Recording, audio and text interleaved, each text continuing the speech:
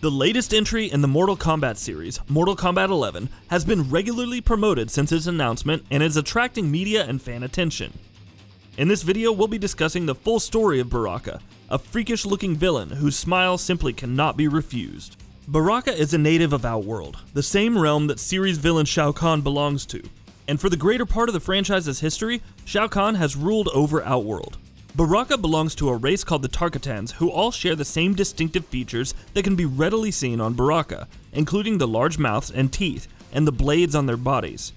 Baraka is not often responsible for many schemes himself in the mythology, though he has led Tarkatan armies against other forces.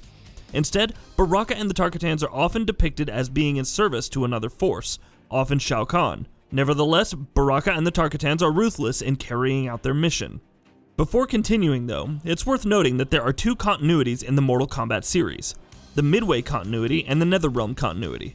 So Baraka makes his first appearance in the Mortal Kombat franchise in Mortal Kombat 2, the second game in the Midway continuity. Baraka and the Tarkatans by the time of this game would have been recruited by Shao Kahn and assaulted the Wuxi Academy at which Liu Kang and Kung Lao have trained, killing many Shaolin monks. Baraka would later meet Mileena, an artificial human and Tarkatan hybrid, and would later become an accomplice in her plan to overthrow Shao Kahn. But Mileena is killed during this game by Princess Kitana of Edenia. Baraka is not seen again until Mortal Kombat Gold, an updated version of Mortal Kombat 4. Quan Chi recruits Baraka to help Shinnok, but Shinnok is later defeated here by Liu Kang. Baraka isn't seen for the 5th game in the series, but does appear in Mortal Kombat Deception, the 6th game.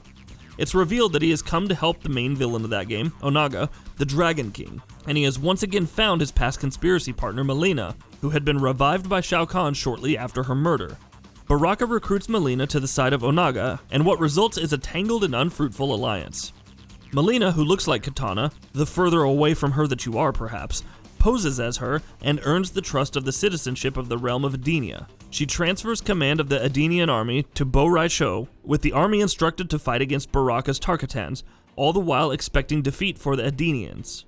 Mileena, however, was unaware of the strength and capability of the Edenian army and Bo Rai Cho's leadership, and many Tarkatans were wiped out. She later planned to kill Baraka in a scheduled meeting, but Baraka had sent a decoy in his place, and this decoy lost his life.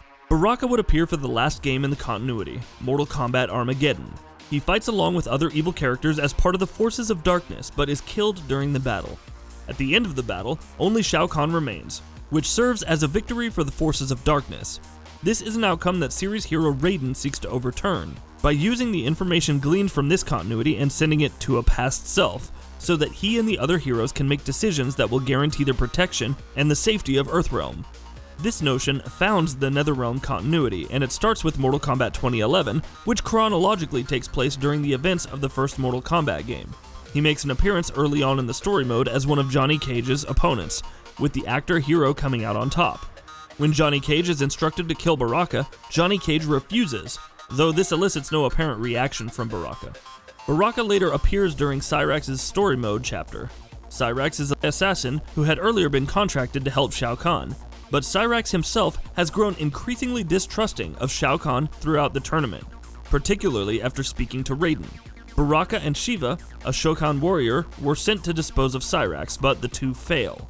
The end of the first Mortal Kombat tournament described in the game's story mode sees Liu Kang as the victor, but the celebrations are short-lived. On the night of a victory celebration at the Wuxi Academy, Baraka and a Tarkatan army lead an attack on the temple, killing many monks and kidnapping Sonya Blade. When the second tournament commences, Baraka is ordered to fight against Jax, but Baraka loses to the Special Forces fighter. Baraka is next seen guarding a captive Kitana, whose allegiance has shifted away from Shao Kahn and towards the heroes. Jade, her close friend, encounters him on her mission to free her, and Baraka is defeated by her. After Shao Kahn is apparently killed by Liu Kang at the conclusion of the second tournament, his lieutenants quarrel amongst themselves about who should succeed him, with Baraka arguing on behalf of Mileena, who is ostensibly the daughter of Shao Kahn, though this is only true in name, as Mileena is a created being. This concludes his involvement in the events of Mortal Kombat 2011. Baraka remained loyal to Mileena after the conclusion of 2011, the ending of which saw Shao Kahn slain by Raiden. In this game, Mileena's claim to the throne of Outworld Emperor is challenged by Kotal Kahn, and some of Mileena's allies, including Reptile and Ermac, eventually desert her, but Baraka remains loyal to her. He, however, is brutally killed by Devora, a double agent ostensibly working for Kotal Khan. Baraka is also seen in a flashback during Raiden's chapter. The flashback takes place after the Tarkatan's assault on the Wuxi Academy during Mortal Kombat 2011. Baraka and Devora are discussing the mission, and it's revealed here that Devora was at one point a lieutenant under Shao Kahn, as was Baraka. Before a ship containing the Shaolin monk hostages can be sent off, Raiden, Liu Kang, and Kung Lao arrive to fight against Baraka and then Devora to save the monks. This is the extent of his portrayal in Mortal Kombat X. Baraka is confirmed to appear in Mortal Kombat 11 as a playable character. What exactly is planned for him regarding story involvement isn't clear. Mortal Kombat 11 deals with the themes of time travel and characters' past selves confronting their current selves. How Baraka is going to be brought back into the story isn't quite clear yet, so it'll be interesting to see what answer the NetherRealm studios come up with. Will he be revived? If revived, while he's typically aligned with Shao Kahn, it wouldn't be particularly surprising to see Baraka align away from Shao Kahn or to pursue a separate set of interests. It appears that various characters, heroes included, are lobbying for his allegiance. Baraka as a hero would certainly be a surprise for the ages. And that concludes our video on the full story of Baraka. This is a character whose actions and motivations tend to be rather simple, and they don't typically receive much attention within Mortal Kombat. He's in service to other greater powers and doesn't initiate his own schemes, and that seems set to continue in Mortal Kombat 11, without any added background into his character. His return is a surprise, so it'll be interesting to see what's in store for that character. I found him quite scary as a kid, and now that he can eat brains, I can't say that I've warmed up to him. So let us know what you think of this character in the comments section. What do you expect for the future of Baraka?